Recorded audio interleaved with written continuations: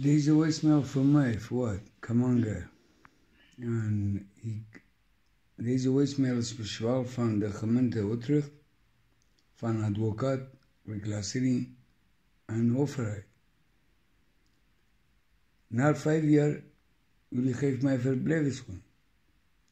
En jullie sturen mij naar de ongelofelijke plek. Na 5 jaar ik stop met de verslaving. En dat is Kogeland 25, bescherm smokewarning. En jij kan alles gebruiken. Het is 4,5 maand. Die procedure gaat lopen en tot nu ik zit in deze location.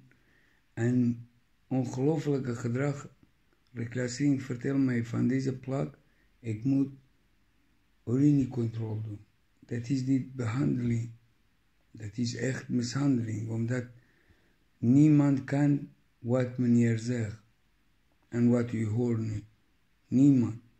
Van plakken, jij kan alles kopen, roken, allemaal gebruiken. Hoe kan ik schoon zijn? Kunt u mij vertellen? Ik heb het recht om te leven, bouwen. Het is 5 jaar.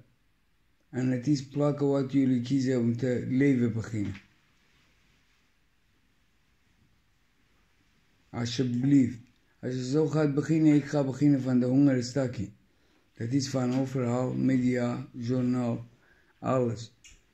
Wie heeft deze voicemail? Dat is 1 juni, zondag. En ik hoop goede oplossing gaat komen. Bedankt voor uw aandacht en ik wacht op uw reactie.